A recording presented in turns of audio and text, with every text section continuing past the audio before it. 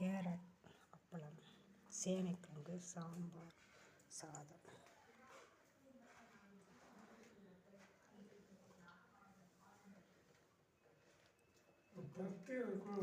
விழுகாது பார்த்துட்டீங்க.